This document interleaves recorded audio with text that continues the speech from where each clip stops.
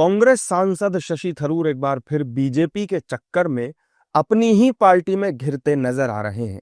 दरअसल शशि थरूर ने social media पर लालकृष्ण आडवाणी को उनके जन्मदिन की बधाई दी, जिस पर कई लोगों के राम मंदिर को लेकर कमेंट आने लगे।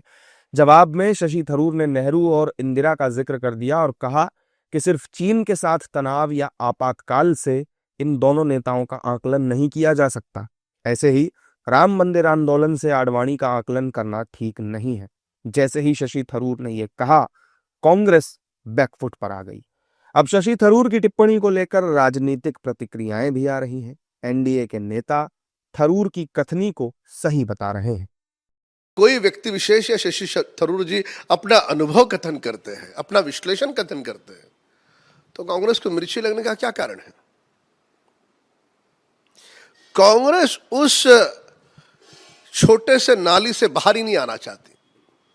उनकी सोच सीमित है, उनकी सोच को व्यापकता नहीं है। हम सब जानते हैं कि आदरणीय लालकृष्ण आडवाणी जी केवल भारतीय जनता पार्टी के नहीं अपितु भारतीय राजनीति के वो पुरोधा हैं जिन्होंने अपनी विनम्रता, अपनी शालीनता और अपनी स्वच्छ राजनीति से सभी लोगों के दिलों में एक स्थान बनाया है, जिसको बखूबी शशि थरूर ने अपने ट्वीट में कहा है। लेकिन कांग्रेस की मजबूरी है कि यदि कोई व्यक्ति ईमानदारी की बात कहे तो कांग्रेस के ही नेता उस पर सवाल खड़ा करते हैं, और इसीलिए कुछ लोगों को छोड़ा गया कि वो शशि थरूर के इस बयान पर सवाल खड़े करें। वहीं कांग्रेस बैकफुट पर तो है, लेकिन वो कहावत है ना कि मरता क्या न करता।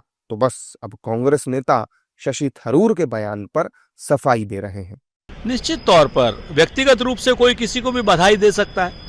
व्यक्तिगत रूप से अगर उन्होंने बधाई दी है, उनका निजी विषय है, और उस निजी विषय पर कोई भी राजनीतिक टीका टिप्पणी अनुचित है। और निश्चित तौर पर शशि थरूर जी का जो भी विचार हैं वो कांग्रेस के विचार नहीं, उनके निजी विचार हैं। उन्होंने निजी बर्थडे विश किया है, ये उनका निजी मामला है। इसको राजनीतिक दृष्टि और राजनीतिक चश्मे से नहीं देखा जाना चाहिए। देखिए, शशि थरूर जी लगातार जो बोल रहे हैं उससे किसी पार्टी का कोई नहीं, उनके व्यक्तिगत मंतव्य हैं और उसके लिए स्वतंत्र हैं, कुछ भी करें।